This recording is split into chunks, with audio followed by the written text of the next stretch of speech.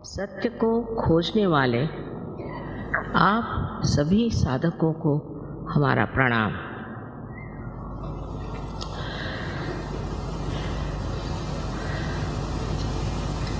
इस कलयुग में मनुष्य जीवन की अनेक समस्याओं के कारण विचलित हो गया और घबरा रहा। कलयुग में जितने सत्य को खोजने वाले हैं उतने पहले कभी नहीं, और यही समय है जब कि आपको सत्य मिलने वाला है।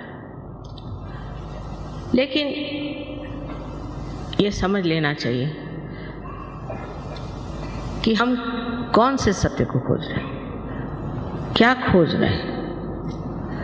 नहीं तो किसी भी चीज़ के पीछे हम लग करके ये सोचने लग जाते हैं कि यही सत्य है। इसका कारण ये है कि हमें अभी तक केवल सत्य, एब्सोल्यूट ट्रूथ मालूम है। कोई सोचता है कि ये अच्छा है, कोई सोचता है वो अच्छा है, कोई सोचता है कि जीवन और ही तरह से बिताना चाहिए। तो विक्षुब्ध सारी मन की भावना और भ्रांति में इंसान घूम रहा। इस संभ्रांत स्थिति में उसको समझ में नहीं आता है कि आखिर क्या कारण है जो मेरे अंदर शांति नहीं। मैं शांति को किस तरह से अपने अंदर प्रस्थापित करूं। मैं ही अपने साथ लड़ रहा हूं, झगड़ रहा हूं, कुछ समझ में नहीं आता। यही कलयुग की विशेषता है, और इसी कारण इस कलयुग में ही मनुष्य खोजेगा। पहले इस तरह की संभ्रांत स्थिति नहीं थी। मनुष्य अपने मानवता से ही प्रसन्न था। अब आप इस मानव स्थिति में आ गए। इस स्थिति में अगर आपको केवल सत्य मालूम होता तो कोई झगड़ा ही नहीं होता। हर एक इंसान एक ही बात सोचता, और कुछ भी समझाने से, बतलाने से मनुष्य सिर्फ मानसिक हो जाता है, मेंटल हो जाता है। पढ़ पढ़ के भी मानसिक हो जाता है, और उसमें कोई शांति नहीं मिलती, उसमें कोई आराम नहीं मिलता, उसमें कोई चैन नहीं आता। तो सत्य क्या है ये समझ लेना चाहिए। अब बात यह है कि मैं जो कुछ भी आपके सामने बात कहूँ, इसे आप एकदम से मान्य मत करें, क्योंकि अंधश्रद्धा से हम लोग पहले ही पीड़ित हैं। स्पेशली बंगाल में तो मैं सोचती हूँ यहाँ पर इस कदर तांत्रिक ये वो सब ने जकड़ डाला। और जब हम देखते हैं कि जो धर्म के नाम पे भी बहुत बोलते हैं और चलते हैं, वो भी पीड़ित हैं, वो भी बीमार हैं, उनको भी ये तकलीफ़ है, वो तकलीफ़ है, और वो भी आपस में लड़ रहे हैं, झगड़ रहे हैं। इसका मतलब उन्होंने अभी तक सत्य को प्राप्त नहीं किया, सिर्फ उसके बड़े बड़े इश्तहार लगा के रखे। तब मनुष्य घबरा के पूछता है कि सत्य है क्या। सत्य और प्रेम ये दोनों एक चीज है। आश्चर्य की बात है, इसका मिलाप लोग समझ नहीं पाते। समझ लीजिए आप किसी को नितांत प्रेम करते हैं तो आप उसके बारे में हर एक छोटी छोटी बातें जान लेते, पर ये परमात्मा का प्रेम है, ये दैवी प्रेम है। इस प्रेम को सत्य मान लीजिए, ऐसा मैं नहीं कहूँगी, पर यह सिद्ध हो सकता है। उसके लिए आपको इस मानव चेतना से, ह्यूमन अवेयरनेस से ऊपर उठना होगा। तभी आप समझ पाएंगे कि सत्य और प्रेम एक ही चीज है, और ये दोनों ही चीज, दोनों ही बातें, दोनों ही गुण ऐसे मनुष्य में होते हैं जिसने आत्म साक्षात्कार को प्राप्त कर लिया।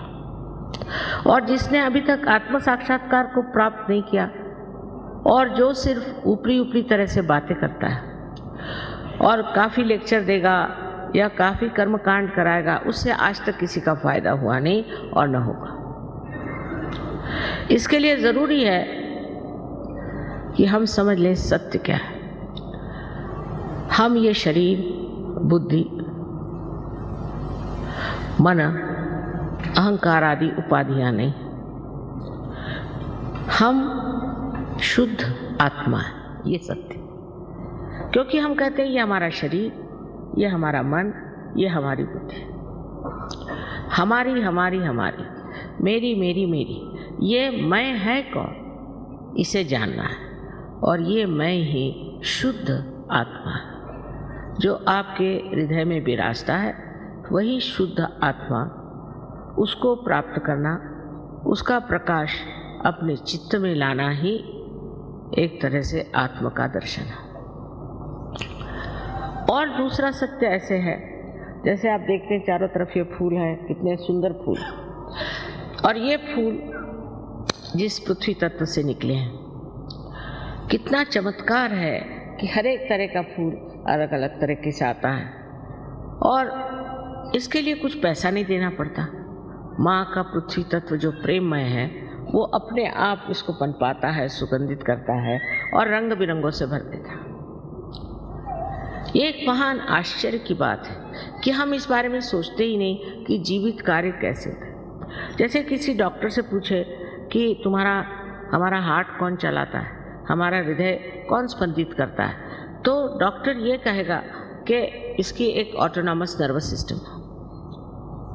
तो ये ऑटो है कौन? स्वयं चालित संस्था है। तो ये स्वयं कौन है?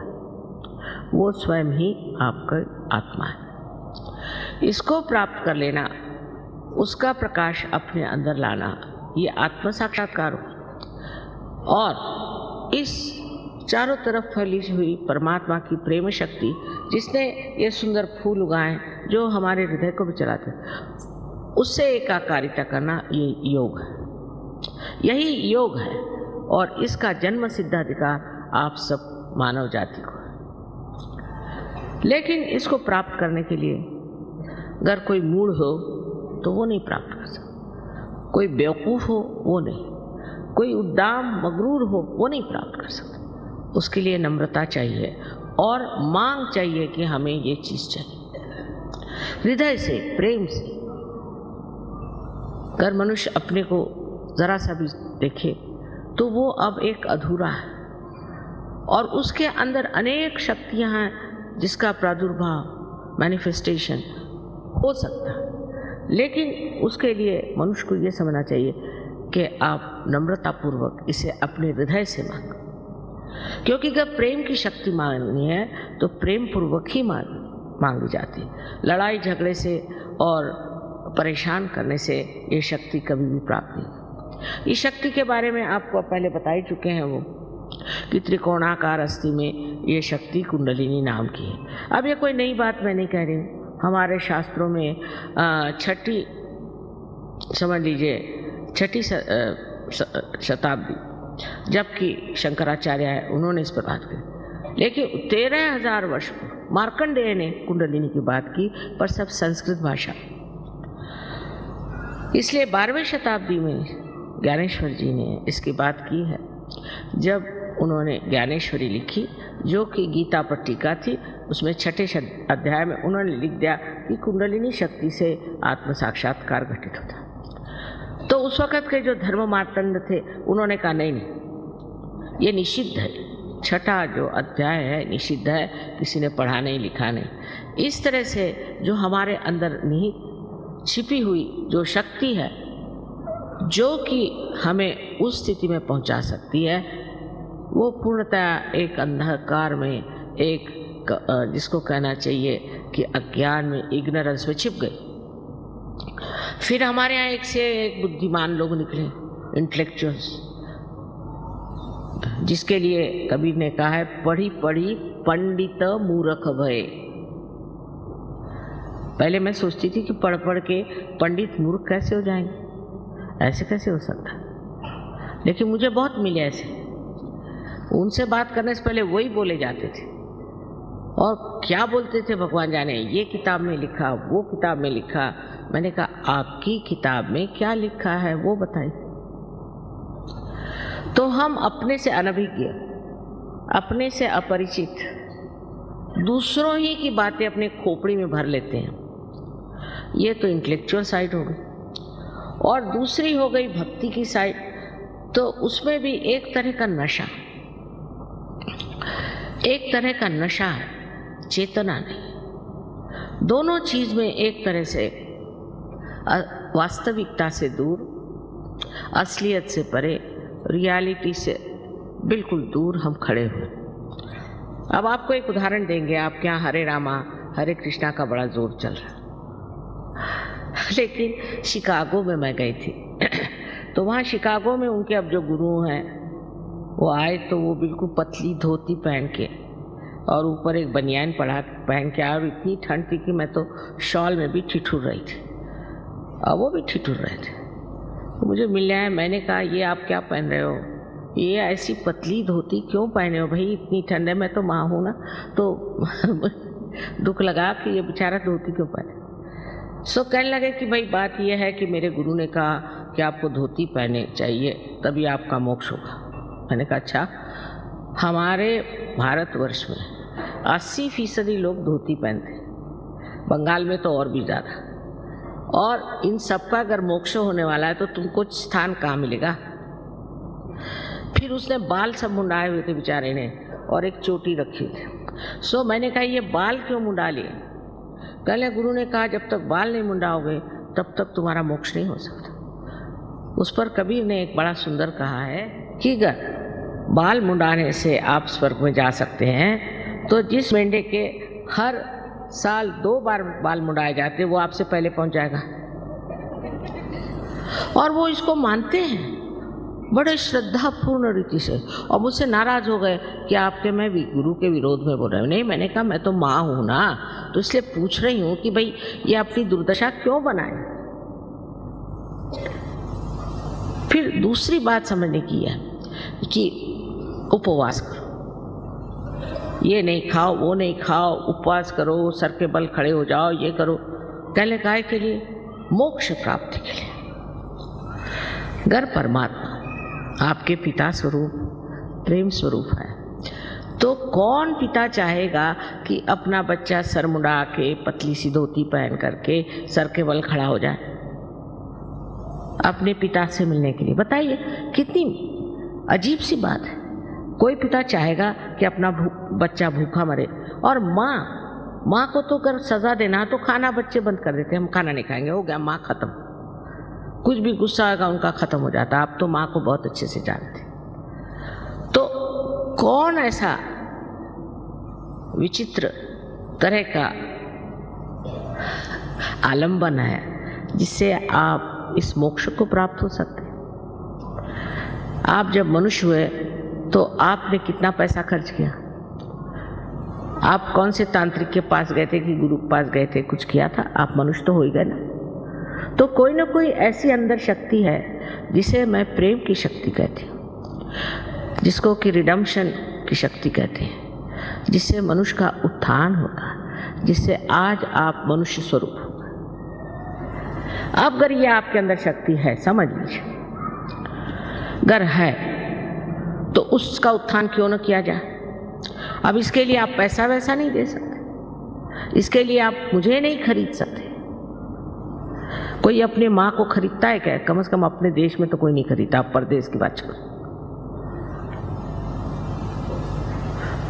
तो इसको पाने की चीज क्या है? ये भी आपकी अपनी व्यक्तिगत अपनी आपकी माँ है, हर एक की। और आपके अंदर जो भी कुछ है, आपका भूतकाल, आपका भविष्यकाल, आपका सब कुछ इसमें टेप रिकॉर्ड के जैसे भरा हुआ। और वो जानते, ये आपकी माँ व्यक्तिगत आपकी अपनी अपनी अलग अलग माँ है, वो आपके कुंडलिनी में स्थित है। और इसकी शक्ति को अगर जागृत करना है तो उसके लिए आप क्या पैसा दे सकते हैं? अगर समझ लीजिए इस पृथ्वी में आपको पृथ्वी माँ के उदर में एक अगर बीज आपको बोना है तो वो अपने आप सहज स्पॉन्टेनियसली पनप जाता है। उसके लिए क्या हो, आप सर के बल खड़े हो नहीं तो कुछ भी करो, उससे फायदा होगा? समझ की बात है। जो जीवित कार्य है वो सारा जीवित कार्य सहज होता है। सहज का माने दूसरा और ये कि सह माने आप और ज माने आपके साथ पैदा हुआ, ये योग का अधिकार है, इसे आपको प्राप्त कर लेना चाहिए। फिर उससे अनेक लाभ हैं। मुझे पता नहीं योगी जी ने आपसे क्या क्या लाभ बताए, लेकिन एक संसार में आप अगर किसी से प्यार करते हैं तो आप नहीं जानते कि सूक्ष्म में उससे कितने लाभ होते हैं। अगर आप प्यार करते हैं और वो भी आपसे प्यार करता है तो दोनों के आदान प्रदान में एक बड़ी सूक्ष्म सी संवेदना होती है